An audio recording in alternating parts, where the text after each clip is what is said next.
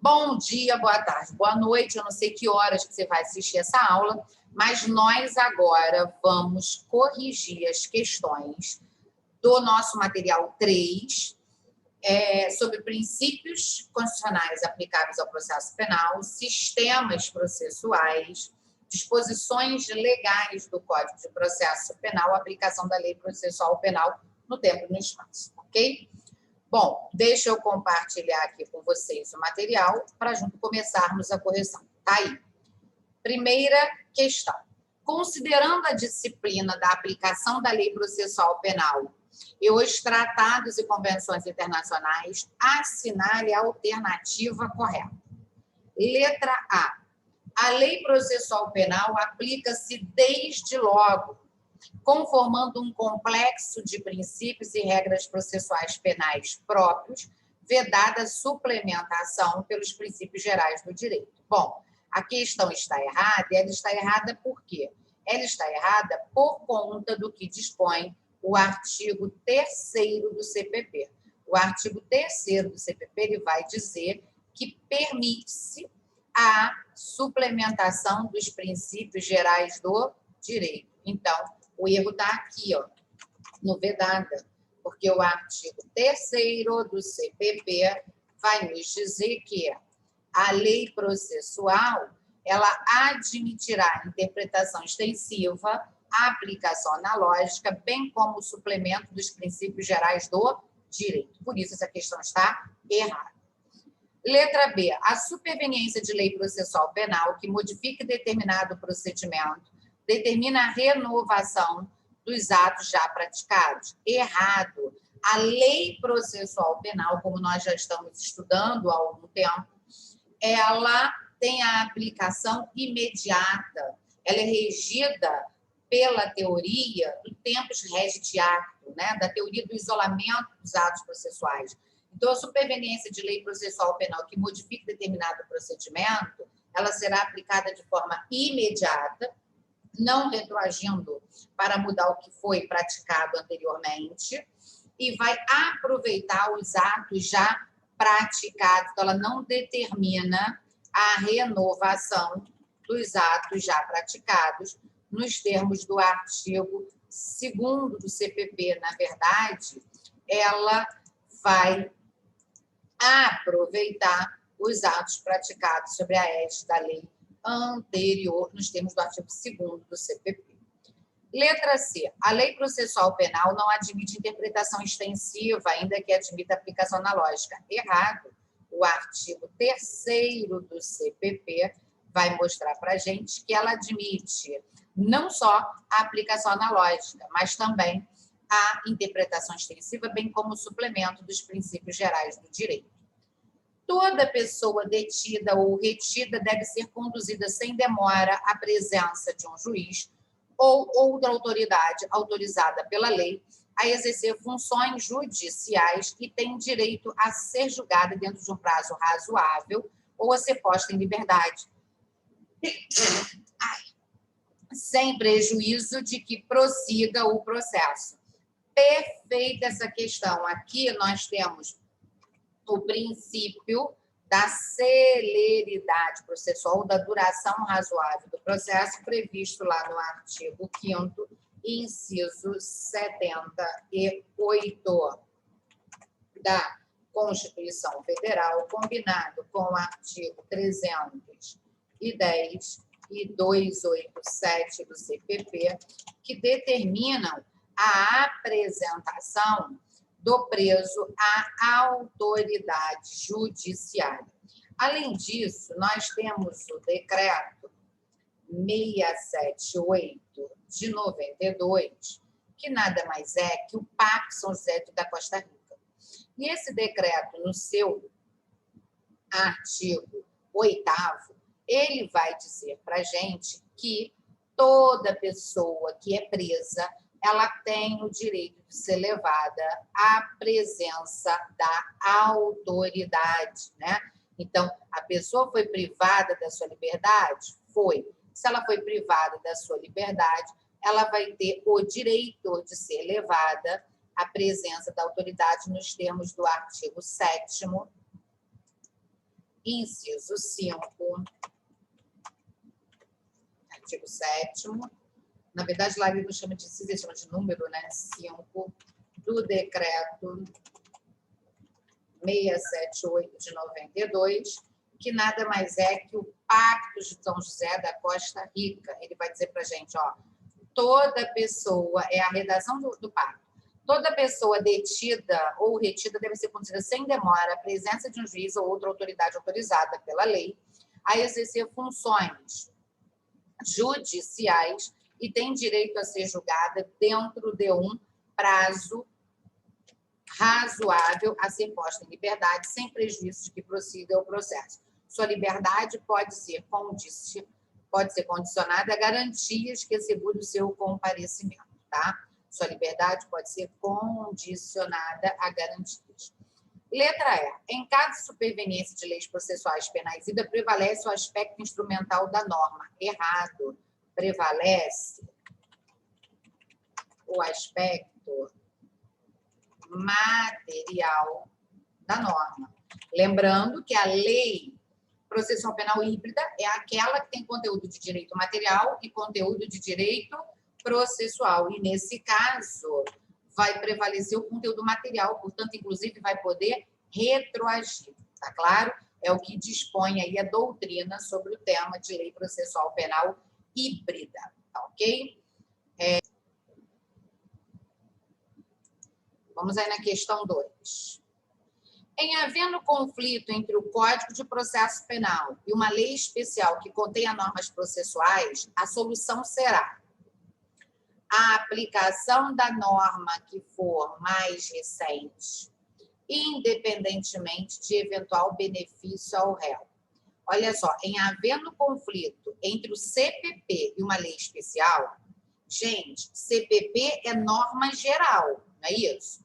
Se o CPP é norma geral, é claro que quando nós temos um conflito entre lei especial e lei geral, prevalece a lei especial pelo princípio da especialidade, aplicando-se a norma geral de forma subsidiária naquilo que a lei especial for o quê?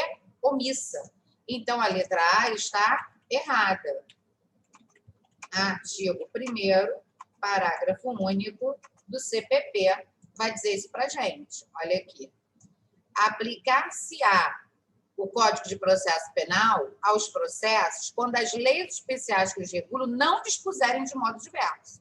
Então, se a lei especial que regula determinado procedimento, ela dispuser de forma diversa, prevalece a lei especial sobre a norma geral. Tá claro? A aplicação da lei especial quando omissa, subsidiariamente CPP. Perfeito. No conflito entre a lei especial e a norma geral do CPP, prevalece a lei especial. E se essa for omissa, aí sim aplica-se a norma geral do CPP. A aplicação da que for mais favorável ao acusado, independentemente da data da promulgação. Errada, porque tratando-se de norma processual, instrumental, não se considera a lei mais favorável.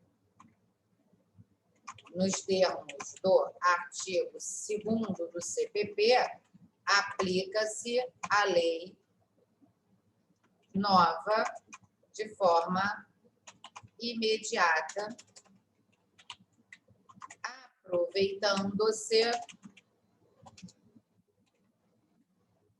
os atos praticados sob a égide da lei anterior.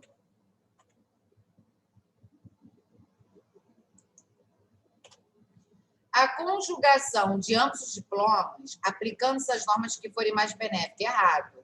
A combinação de leis não é admitida. Errada. A combinação de leis, ou seja, a conjugação, o uso das duas ao mesmo tempo, não é admitida.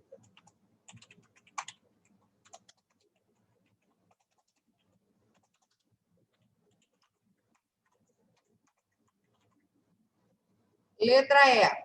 A prevalência da regra geral do CPP em virtude da proibição do Constitucional de Justiça e Tribunal de Exceção. Não tem prevalência aqui do CPP, né? Até porque a vedação de juízo de exceção existe, mas nada tem a ver com a norma processual, tá? Então, tendo uma norma processual penal especial, ela vai prevalecer sobre a norma geral. Errada, artigo 1º, parágrafo único do CPP, combinado com o artigo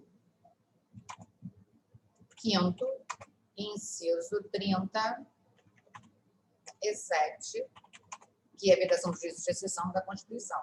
Então, ficamos aí com o gabarito letra B. Ok?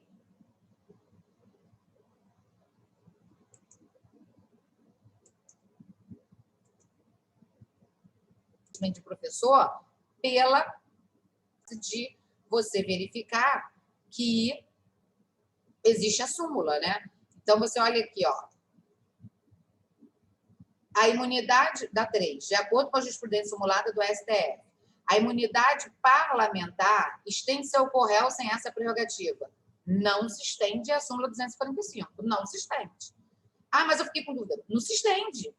Aqui não tem muito o que se explicar, por quê? Porque a lei está dizendo, não, a súmula está dizendo não se estende, ou seja, eu tenho prerrogativa de função e o João não tem. E a gente pratica crime com concurso de pessoas. Eu tenho imunidade, ele não tem. A minha imunidade vai alcançá-lo? Claro que não. Para requerer revisão criminal, o condenado deve recolher-se à prisão. Errada. A súmula 693 fala claro, olha, para eu recorrer de qualquer decisão judicial, seja eu fazer uma revisão criminal, seja eu impetrar um habeas corpus, seja eu fazer um recurso de apelação, não precisa me recolher ao cárcere. Porque senão você está me obrigando a sujeitar-me ao cárcere para ter direito de postular em juízo. Isso não é admitido.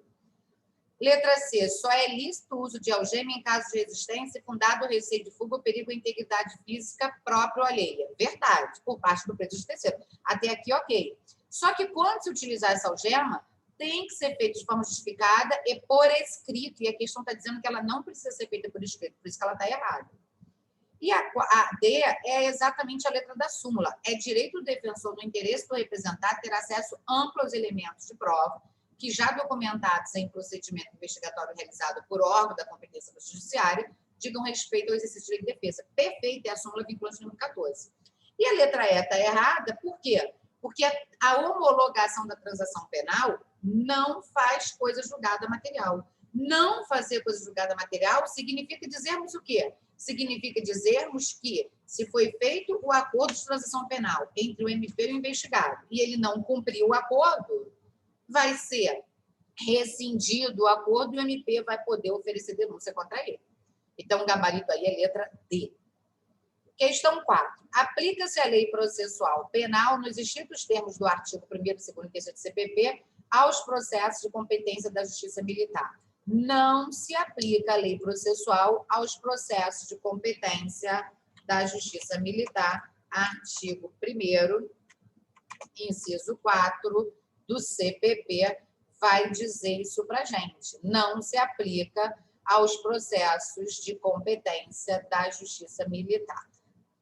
Aqui não vai se aplicar, deixa eu botar o artigo 1º aí para vocês. Na verdade, inciso 3. Olha o artigo 1º do CPP.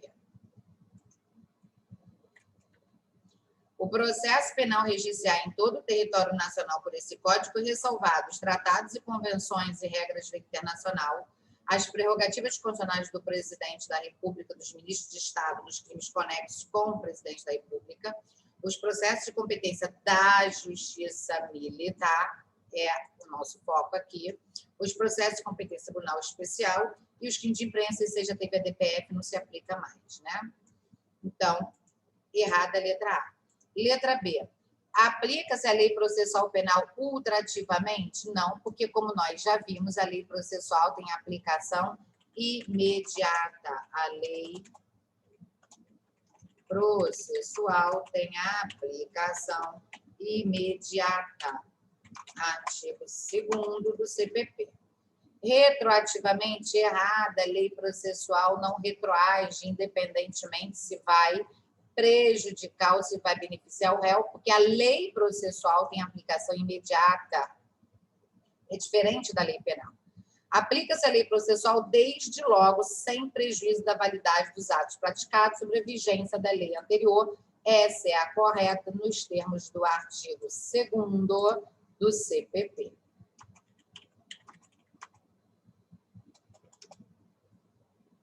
Artigo 2º do CPP. Corretíssimo. Aplica-se a lei processual penal como suplemento dos princípios gerais do direito, sem admitir, contudo, a interpretação extensiva e analógica errada, porque ela admite a interpretação extensiva e analógica e o suplemento dos princípios gerais do direito nos termos do artigo 3º do CPP. Então, errada a letra E, a correta I é a letra D. 5. Carlos conduzia seu veículo automotor de maneira tranquila quando foi parado em uma operação que verificava a condução do veículo automotor em via pública sob a influência de álcool. Apesar de estar totalmente consciente de seus atos, Carlos havia ingerido 7 latas de cerveja, razão pela qual temia o teste de bafômetro, identificasse percentual acima do permitido em lei. De acordo com a jurisprudência majoritária dos tribunais superiores, Carlos, veja bem, ele conduzia seu veículo de maneira tranquila quando foi parado em uma operação que verificava a condução de veículo automotor em via pública sob a influência do álcool. Ele estava totalmente consciente de seus atos, mas havia ingerido 7 latas de cerveja. Não precisava nem ingerir 7. Uma já seria o suficiente. Na verdade, um copo já seria suficiente. De acordo com a jurisprudência majoritária, ele vai ser parado pela lei. Vai ser parado como uma lei determina. Vão determinar que ele faça o exame de bafômetro, etilômetro, né? Vão determinar que ele faça o bafômetro para verificar a quantidade de álcool por litro de sangue. Então, o que vai ser verificado? Isso é um exame de corpo de delito invasivo. E a Constituição garante o direito do investigado, do acusado, não fazer provas contra si. Tanto a Constituição garante, como a legislação processual e o próprio Pacto Social de Costa Rica, que trata os direitos humanos, garante isso. Então, ele não é obrigado a realizar o exame, tá? Que exija um comportamento positivo seu, respeitando-se a regra de que ninguém é obrigado a produzir provas contra si, diferente do que ocorreria se fosse necessária apenas a sua cooperação passiva. Então, correta a letra A. Nós temos isso aqui no artigo 5º, inciso 63 da Constituição, combinado com o artigo 158 e 186 do CPP, combinado com o artigo 8º, número 2, a linha G, do decreto 678 de 92, que trata, na realidade, dos direitos humanos, né? O artigo 8º vai trazer para a gente, deixa eu pegar aqui, o direito que a pessoa tem de não produzir provas contra si mesma. Deixa eu colocar aqui para vocês.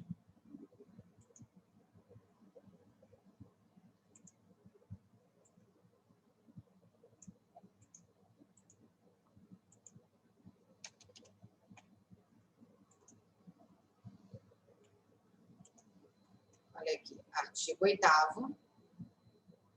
Toda pessoa tem direito a ser ouvida com as devidas garantias dentro de um prazo razoável por um juiz ou tribunal competente, independente e imparcial, estabelecido anteriormente por lei na apuração de qualquer acusação penal formulada contra ela, para que se determine seus direitos e obrigações de natureza civil, trabalhista, fiscal ou outra natureza. Aí vem o número 2, que é o que nos interessa, e vai dizer para a gente, toda pessoa acusada de delito tem direito a que se presuma sua inocência, enquanto não se comprove legalmente sua culpa.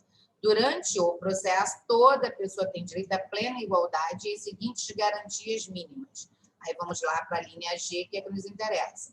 Tem o direito de não ser obrigado a depor contra si mesmo, nem declarar-se culpada. Isso aqui significa que ela tem o direito de não fazer prova contra si mesma, ok? Portanto, aí a letra A é a resposta.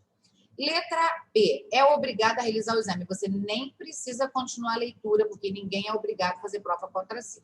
Letra D, é obrigado a fazer o exame, mesmo erro. Letra E, nem precisa ler. Letra C, você teria que ler, porque a letra C está dizendo não é obrigada a revisar, e não é.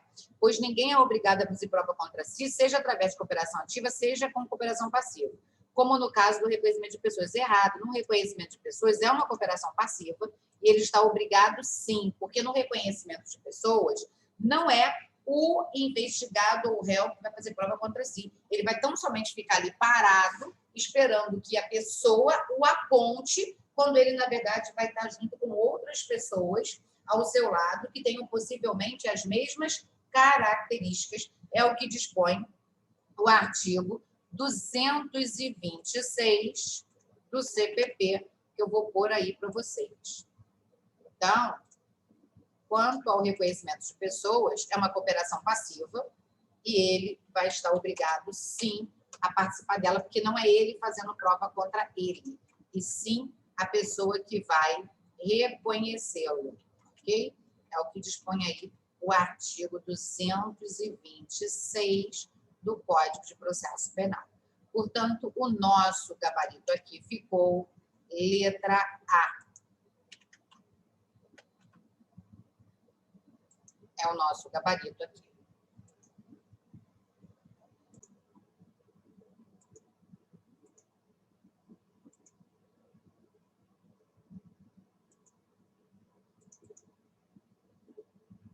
Vamos lá. Perante a primeira vara criminal de determinada comarca do Tribunal de Justiça, corre um processo que investiga a prática de crimes gravíssimos de organização criminosa, sendo inclusive investigado grandes empresários do Estado. Considerando o fato de que o juiz titular do órgão estaria de licença médica há muitos anos, então o juiz titular não está lá, diversos juízes participaram do feito, ou seja, vários juízes passaram por aquela vara. O juiz João proferiu decisões autorizando medidas cautelares. Ok, ele não só decidiu medidas cautelares. O Jorge foi responsável pelo recebimento da denúncia e por analisar o teor da resposta de acusação apresentada. Já o José participou da audiência. Olha, quando a gente vê que o José participou da audiência, a gente não precisa nem ler o resto, porque nós tivemos 4 aulas de princípios. E nós falamos do princípio da identidade física do juiz. Quem é o juiz a quem compete julgar, a quem compete sentenciar? O juiz que presidiu a instrução, a audiência de instrução. Porque o princípio da identidade física do juiz se coaduna exatamente com aquele juiz que presidiu a instrução, que ouviu e que viu e que presenciou a produção de provas. O juiz que determinou medida cautelar, ele não participou em nada nesse julgamento. O juiz que apenas recebeu uma decisão, uma denúncia, não participou em nada desse julgamento. Quem efetivamente participa, presencia a produção de provas, é o juiz que preside a audiência de seu julgamento. Então, pelo princípio da identidade física do juiz, a autoridade que deve proferir a sentença não é o juiz titular da vara, porque ele não participou de nada, não é o que determinou apenas a medida cautelar, não é o que recebeu a denúncia apenas, mas aquele que participou da produção de provas, que foi o juiz José. Então, não preciso nem ler o resto para saber isso. Aí ele vem e diz: o José participou da audiência de instrução, do interrogatório dos réus. Após a apresentação das alegações finais, diante da complexidade do processo, o Tribunal de Justiça decidiu criar uma 5ª vara criminal especificamente para o julgamento desse processo, impedindo que a primeira vara tivesse seu processamento dificultado pela dedicação do magistrado que lá atuava. Totalmente errado. Ele não pode criar uma vara agora para julgar aquela causa que já teve o juiz que fez a instrução. Com base nessa situação exposta, a 5ª vara criminal, com o objetivo de proferir a sentença no processo complexo, é válida. Errado. Não é? Que criou só para dar sentença. Errado. Ele pode até criar a 5ª vara criminal para ser uma vara privativa de crimes praticados por organização criminosa. Mas para decidir esse caso, que já teve um juiz que presidiu, até porque o artigo 400 do CPP vai dizer que o juiz preside ao final da audiência vai proferir a sentença. Não precisa que tenha um outro juiz para proferir. Não é válida, não é mesmo. Cabendo ao juiz João proferir a sentença em razão do princípio da identidade física do juiz. Não cabe ao João, porque o João, ele foi o juiz que proferiu decisões autorizando medidas cautelares antes do oferecimento da denúncia. Ele não presidiu a instrução. Errada, porque João proferiu decisões autorizando medidas cautelares antes da denúncia. Ele não presidiu a instrução. É válida. Todos que dizem que é válida, você pode marcar que está errado. Porque eu não posso criar uma vara agora para julgar algo que já foi totalmente processado. Não é válida, cabendo a Jorge proferir a sentença em razão do princípio da identidade física do juiz. Jorge, ele foi o juiz responsável pelo recebimento da denúncia e não pela instrução. Errada, porque Jorge foi o responsável pelo recebimento da denúncia e não pela instrução. Não é válida, cabendo a José proferir a sentença em razão do princípio da identidade física do juiz. Perfeito, porque foi ele o juiz que presidiu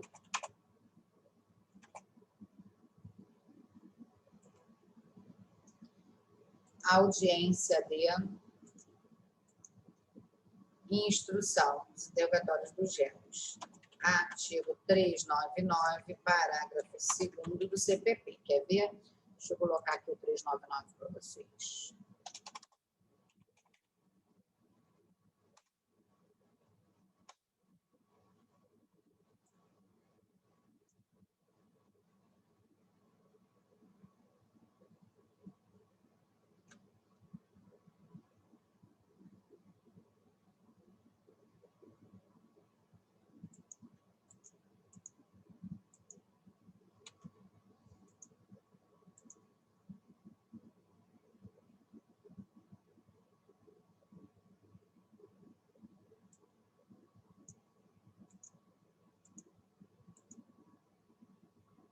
Olha aqui.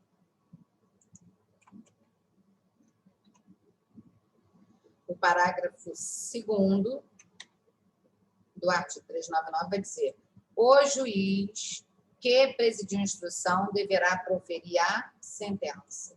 É ele. Não tinha que fazer nenhuma outra vara. Está claro aqui. Ah, não entendi. Está claro. Qual é o juiz que profere a sentença? O juiz que presidiu a instrução. Aí, para complementar, vem o artigo 402, diz: produzidas as provas, ao final da audiência, o Ministério Público, o querelante ou assistente e a seguir o acusado poderão requerer diligências cuja necessidade se origine de circunstâncias ou fatos apurados na instrução. Não havendo esses requerimentos, ou sendo deferidos, serão oferecidas as alegações finais, respectivamente pela acusação e pela defesa, proferindo o juiz a seguir a sentença. Que juiz? O juiz que presidiu essa audiência. É ele que vai proferir a sentença. Então, se você combinar o 399, parágrafo 2º, que trata do princípio da identidade física do juiz, e o 403 do CPP, você percebe nitidamente que o juiz que vai proferir a sentença é o juiz que presidiu a instrução. Tá? Questão 7. O sistema acusatório se caracteriza por separar as funções de acusar e julgar e por deixar a iniciativa probatória com as partes. Perfeito. Pelo sistema acusatório, você tem um MP que vai acusar, né? Combinado com o artigo 100. O MP ou o ofendido que vai acusar. Você vai ter um juiz que vai julgar e que não está ali na acusação, nos termos do artigo 403, que nós vamos ver do CPP, e vai julgar de forma fundamentada, de acordo com o seu livre convencimento, combinado ainda com o artigo 93, inciso 9 da Constituição, combinado ainda com o artigo 133 da Constituição, que vai tratar da defesa do réu. Então, a iniciativa probatória vai ficar com as partes. Perfeita, letra A. O sistema acusatório é o que hoje rege o nosso processo. Se verifica quando a Constituição prevê a garantia do acusado. Errada, porque o sistema acusatório foi desenvolvido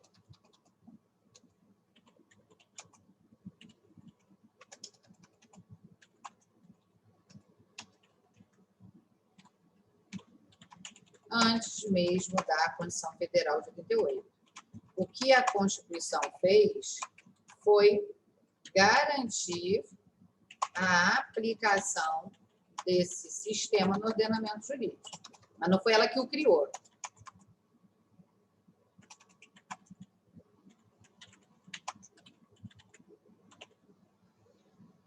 Tem sua raiz na motivação das decisões. Errada, porque no sistema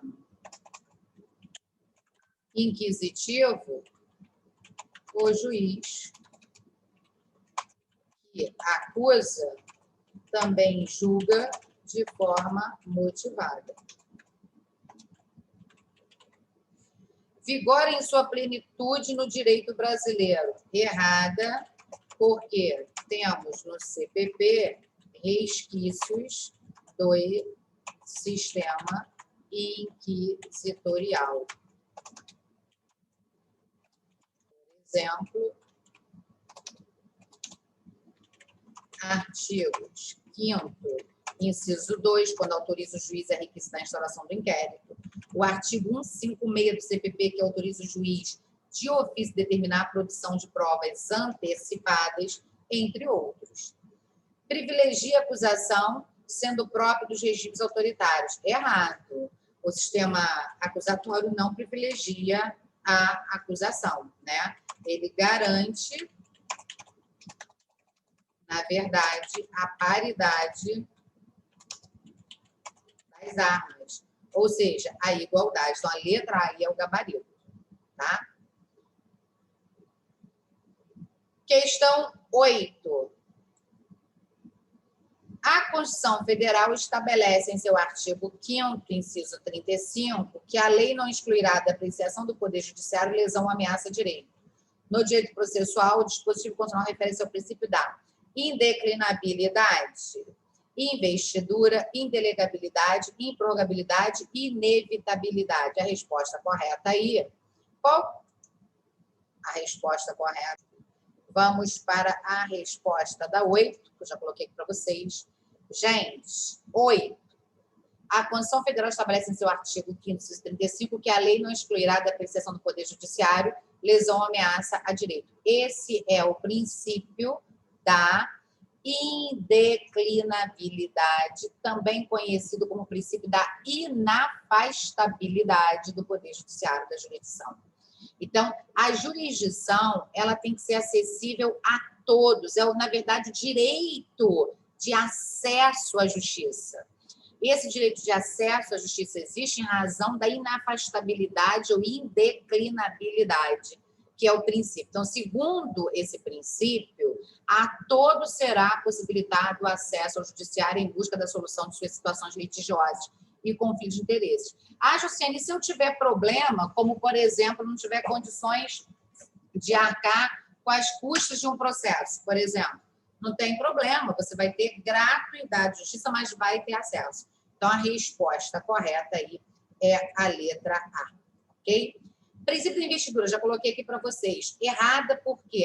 O princípio da investidura é o princípio através do qual a jurisdição, o poder de dizer o direito, só pode ser exercido por quem tenha sido regularmente, legitimamente investido na autoridade, juiz. Ou seja, tem que ter concurso público em regra, né? Por que eu coloquei em regra? Porque, por exemplo, o ministro do STF não entra lá por concurso público e muitos deles não são concursados, tá claro? Indelegabilidade, errada, porque esse princípio ele se aplica à jurisdição, mas ele é o princípio segundo o qual veda-se ao juiz que exerce atividade judicante delegar as suas funções a outra pessoa ou mesmo a outro poder estatal. O juiz não pode dizer, MP, julgue isso aí para mim, ele não pode delegar isso. Improrrogabilidade, a jurisdição não pode ser prorrogada. A improrrogabilidade, ela guarda relação com a territorialidade, por isso ela também é chamada de princípio da aderência ao território. Quem é o juiz competente para o processo de julgamento? É o juiz do lugar que a infração penal se consumar. A regra é aquele juiz. Excepcionalmente, vai ser prorrogada essa competência para outro juiz quando, por exemplo, estivermos diante dos casos de conexão e continência, que são causas modificadoras ou prorrogadoras da competência. Inevitabilidade, errado. O princípio da inevitabilidade significa que a autoridade dos órgãos judiciais, sendo emanada do próprio poder estatal soberano, impõe-se por si mesmo, independentemente de vontade das partes ou de eventual pacto para aceitar os resultados do processo. Ou seja, você tem que ter aquela posição de sujeição e submissão àquilo que foi decidido, tá? Princípio do juiz natural. Também é princípio que se aplica ao Poder Judicial e princípio da inércia. São princípios que também se aplicam, tá?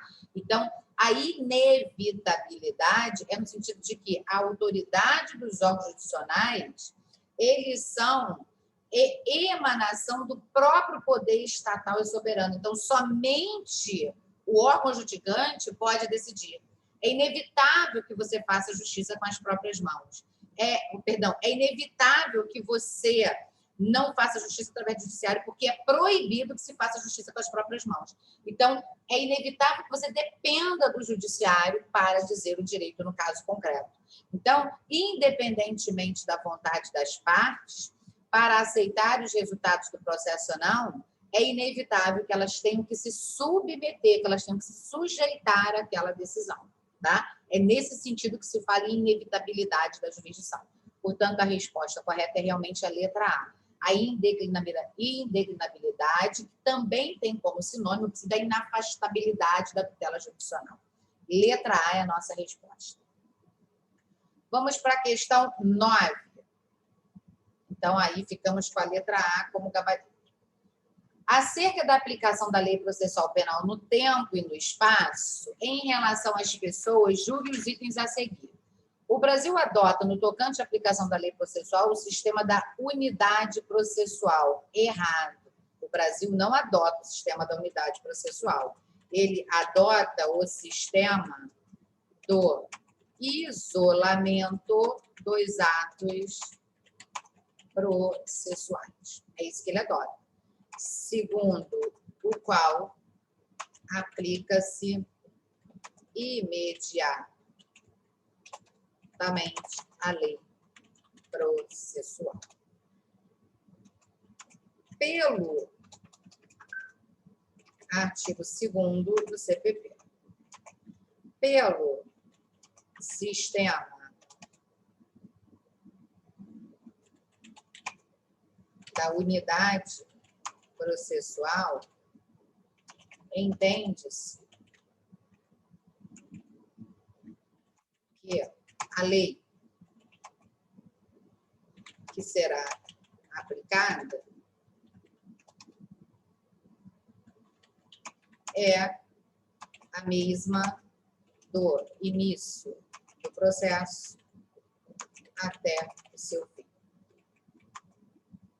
O que não se coaduna com o artigo 2º do CPP. Além desses sistemas, temos o sistema, botei aqui, além dos atos processuais, sim, né? Temos o sistema das fases processuais, em que se aplica a lei em vigor em cada fase do processo. Fases são as fases processuais que nós vamos ter. Por exemplo, você tem a fase da instrução. Se uma lei entrou em vigor na fase da instrução, aquela lei que entrou em vigor no início da fase, ela vai ter, ao final, ainda que outra lei nova venha revogando ela, por esse princípio, aplica-se essa. Então, isso não está de acordo com o nosso ordenamento jurídico, porque nós temos as fases postulatórias, a fase da instrução e a fase decisória, tá? E por essa aqui, nesse procedimento composto, cada uma pode ser regulada por uma lei diferente. Não é o que se aplica no Código.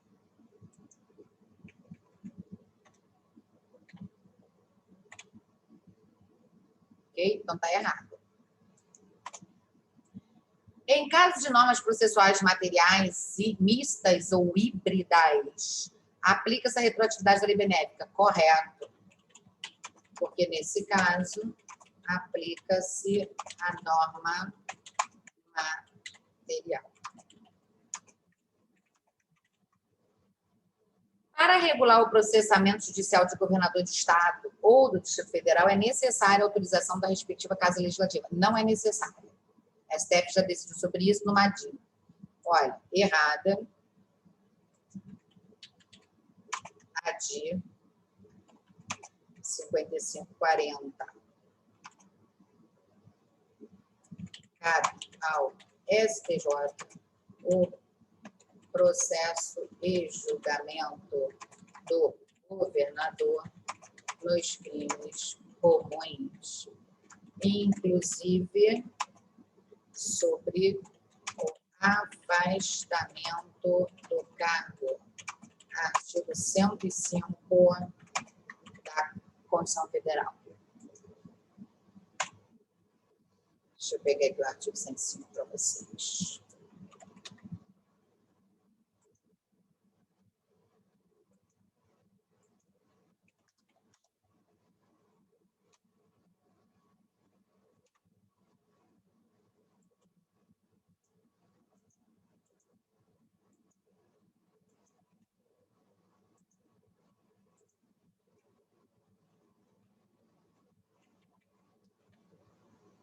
Compete ao STJ processar julgadamente os governadores de Estado nos crimes comuns. Resposta correta, a única certa é a 2. Então, gabarito é a letra B. Quem marcou a B, acertou, hein? Questão 10. A disposição constitucional que assegura ao preso o direito ao silêncio consubstancia-se no princípio da inexigibilidade de autoincriminação. Ele não tem obrigação de produzir provas contra si mesmo. Essa é aquela questão que cai em prova para ninguém zerar, né?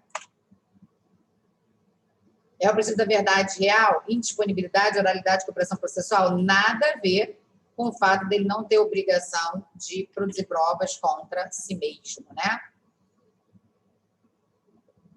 11. Em relação à aplicação da lei processual penal, é correto afirmar que a lei, a nova lei processual será aplicada sem prejuízo da validade dos atos praticados sobre a vigência da lei anterior.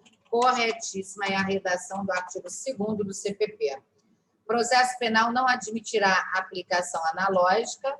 Errada. Admite, artigo 3º do CPP.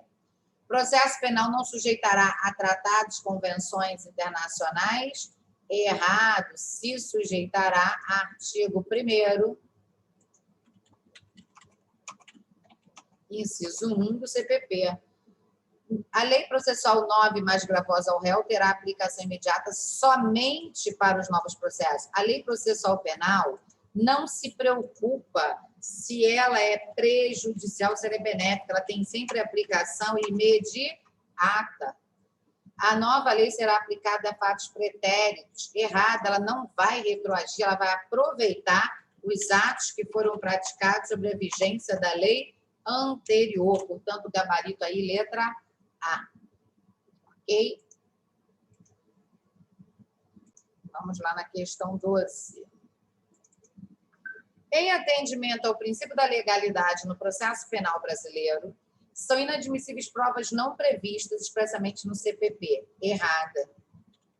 Errada, pois o processo penal admite as provas nominadas, aquelas expressamente previstas no CPP, e as inominadas,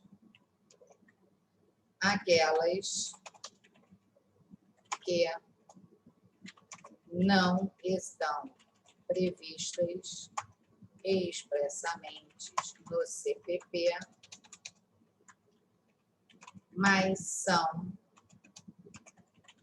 moralmente admitidas e previstas em leis especiais. Gente, nem todas as provas estão no CPP, às vezes elas estão em leis especiais. E o próprio artigo, o primeiro parágrafo único do CPP vai dizer isso para a gente, que existem normas que não estão no CPP.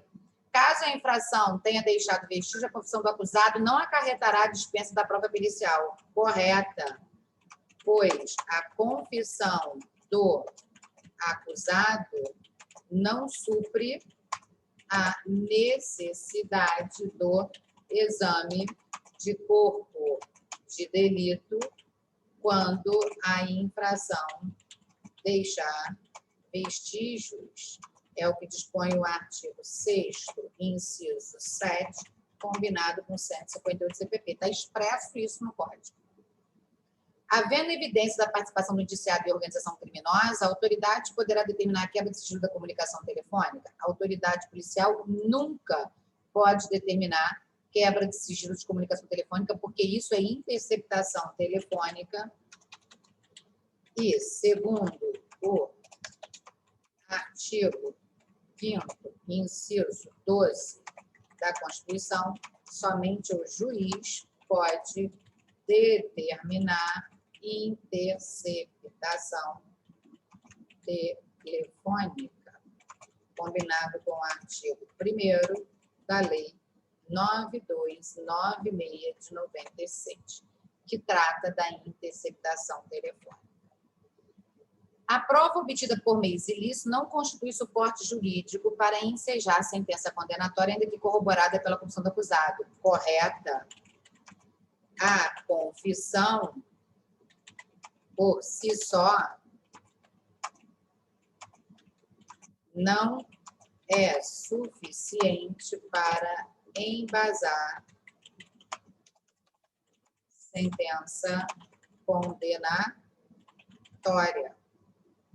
Ela precisa ser analisada juntamente com as demais provas dos autos. E, se estas são ilícitas, não poderão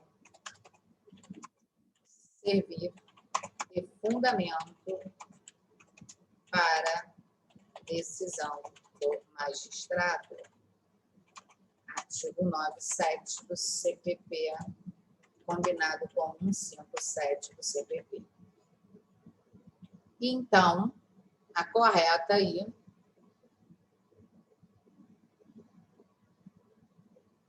é a 2 e a 4. Então, a letra C, do gabarito.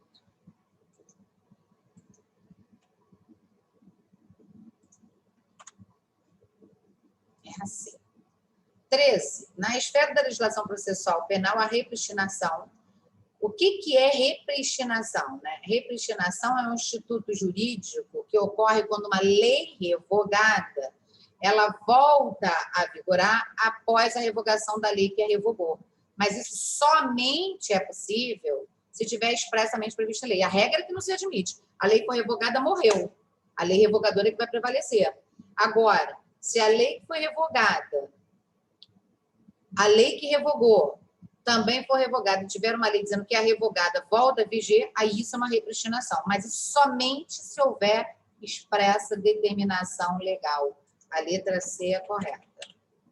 Ok?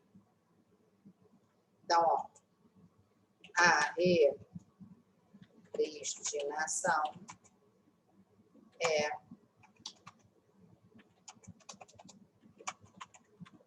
instituto jurídico que ocorre quando uma lei revogada volta a vigorar após a lei revogadora perder sua validade. Então, a resposta correta aí, letra C. 14. O MP de determinado estado ofereceu denúncia contra o indivíduo imputando-lhe a prática de roubo qualificado, mas a defesa negou a autoria. Ao proferir a sentença, o juiz do feito constatou a insuficiência de provas capazes de a condenação do acusado. Nessa situação hipotética, para fundamentar a decisão absolutória, o juiz deveria aplicar o princípio do estado de inocência? Não. Estado de inocência ou presunção de inocência é o princípio segundo o qual ninguém será considerado culpado até que haja uma sentença condenatória transitada em julgado. O princípio do contraditório? Não. Esse princípio é o princípio segundo o qual o réu tem direito de ter ciência e de se defender nos autos. O princípio do promotor natural? Errado. O princípio segundo o qual a pessoa tem que ser acusada pelo promotor da causa e não por um promotor criado apenas para isso. É um princípio previsto na doutrina, não está na lei. O princípio do net iudex ultra petita parte? Não. Esse princípio, ele é o princípio segundo o qual o juiz não pode ir além do que foi pedido pela parte. Não pode julgar além do que foi pedido. O princípio do favor rei, essa é a correta, né? Favor rei ou indúbio pro réu. Artigo 386 do CPP. Tem a previsão dele, letra E, o nosso gabarito. 15. Em relação à prova no processo penal, assinale a alternativa correta. Todos os meios de provas possíveis sede processual encontram previsão no CPP? Todos não, porque nós temos provas que são chamadas de provas inominadas. Vimos, inclusive, na questão 12 isso. Existem provas que não estão no CPP, existem provas que estão em outra lei, em outra legislação. O Código de Processo Penal prevê a teoria do fruto envenenada, a qual não é absoluta, perfeita. A teoria da prova envenenada, da teoria do fruto envenenada, é sinônimo de quê? Prova ilícita por derivação, que está prevista no artigo 157, parágrafo 1º do CPP. Perfeita, letra B. A serendipidade significa o mesmo que descoberta inevitável exceção da fonte independente. Errada. Ela significa o encontro fortuito de prova. O que é isso, encontro fortuito de prova? É aquela situação em que você atira no que viu e acerta o que não viu. Isso é serendipidade. Serendipidade é esse encontro fortuito da prova. É quando você está buscando uma coisa e encontra outra. Essa serendipidade, ela pode ser chamada de primeiro grau e de segundo grau. A de primeiro grau é quando essa outra prova é encontrada de forma fortuita, ela guarda conexão com o fato que está sendo investigado. A de segundo grau é quando você descobre uma prova nova que não guarda nenhuma relação com o fato que está sendo apurado, tá?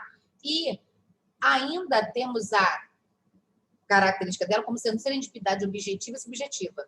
Objetiva é quando você investiga um fato e descobre outros fatos que não estavam sendo investigados. Então, objetiva, porque relaciona-se a fato. E a serendipidade ainda pode ser o quê? Subjetiva, que é quando você, na verdade, está investigando uma pessoa e acaba descobrindo outra pessoa envolvida na causa, tá? Então, a serendipidade, ela não está no nosso código de forma expressa, mas é tratada na jurisprudência, na doutrina. Então, é diferente do que descoberta inevitável. O que é descoberta inevitável?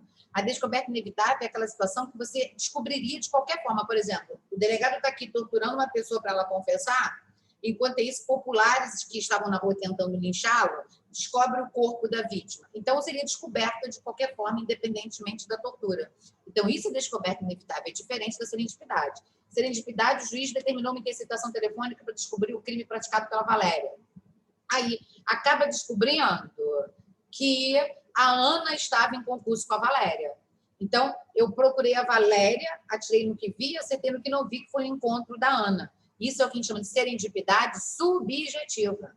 Ou então, a gente está investigando a Valéria por ter praticado um crime de homicídio e a gente acaba descobrindo também uma corrupção. Serendipidade objetiva, porque eu descobri um fato que não estava ali dentro do que eu estava pensando. Aí, se essa corrupção ela estiver conexa ao homicídio, a gente chama de serendipidade de primeiro grau. Se essa corrupção não estiver conexa, não estiver ligada, vinculada ao homicídio, serendipidade de segundo grau. Tá? Letra D. O interrogatório por videoconferência é regra no CPP. Errado, ele é exceção prevista aqui no artigo 185, parágrafo 2º do CPP. Tá? O interrogatório por videoconferência é uma exceção. Errada é exceção prevista artigo 185,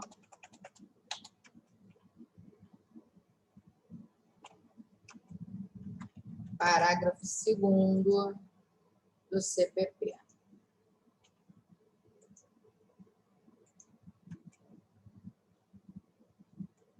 Excepcionalmente, quando os requisitos estiverem presentes, aí sim vai poder ter o interrogatório de conferência. O legislador vai dizer isso de forma clara aqui, ó. Excepcionalmente, o juiz, por decisão fundamentada de ofício a requerimento das partes, poderá realizar o interrogatório do réu por sistema de videoconferência ou outro recurso tecnológico de transmissão de sons e imagens em tempo real, desde que a medida seja necessária para atender a uma das seguintes finalidades. Quais são as finalidades? São essas finalidades que vão autorizar essa exceção. Prevenir o risco à segurança pública quando existe a fundada suspeita de que o preso integre organização criminosa ou, por outra razão, ele possa fugir durante o deslocamento. Viabilizar seu comparecimento em juízo por enfermidade ou outra circunstância pessoal, né, que o impeça de estar presente. Impedir a influência do réu no ânimo da testemunha ou da vítima, desde que não seja possível colher o depoimento destes, ou seja, da vítima ou da testemunha, por videoconferência. E quando ele responder à gravíssima questão de ordem pública, são essas situações que autorizam o interrogatório por videoconferência. No caso de cumprimento do mandado de busca e apreensão devidamente autorizado judicialmente, é possível, de acordo com o CPP, proceder-se à apreensão de documento em poder do defensor do acusado, mesmo quando não constitua corpo de delito. Errado.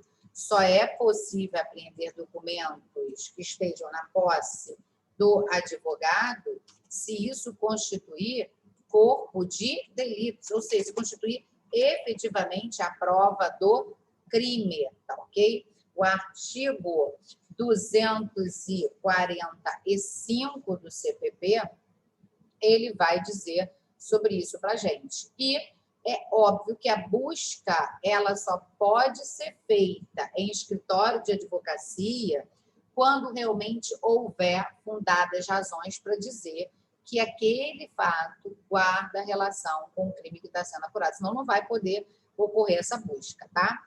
Deixa eu pegar aqui para vocês no código. Mandado aqui. 243, parágrafo 2º do CPP.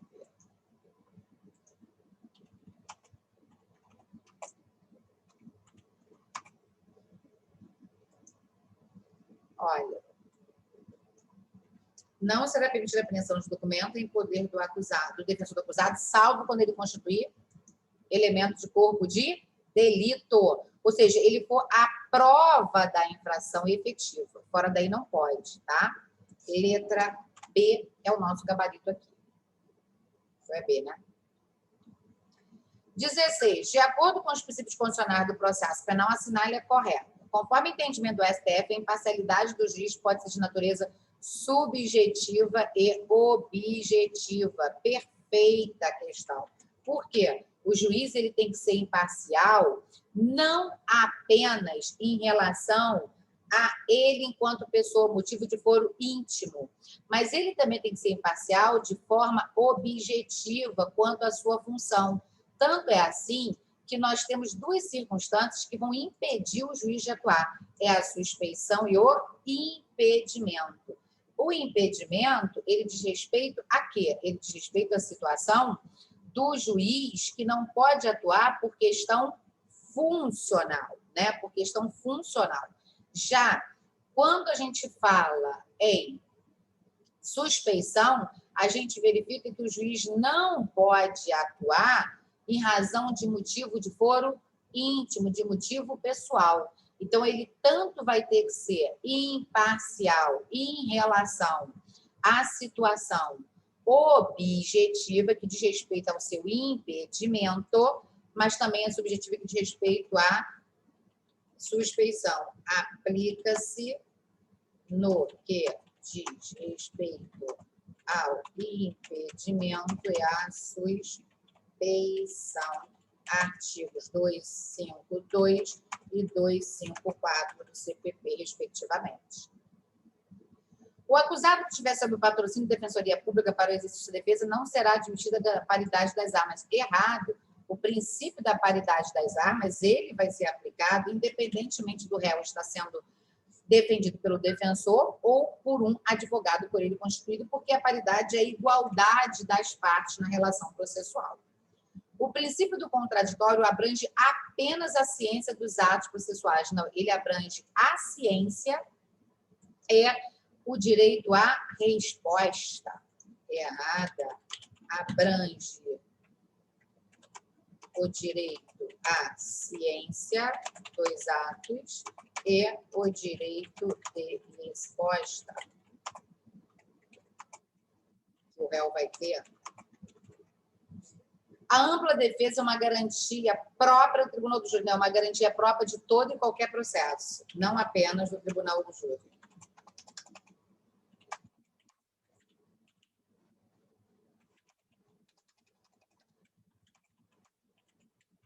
Os processos judiciais e administrativos, não apenas do Tribunal do Júri.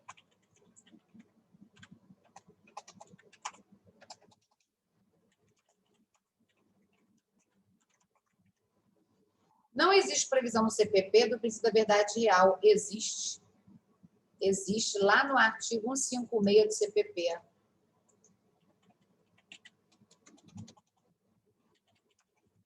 Tanto que o juiz vai poder, de ofício, determinar a produção de provas. Aqui, artigo 156 do CPP.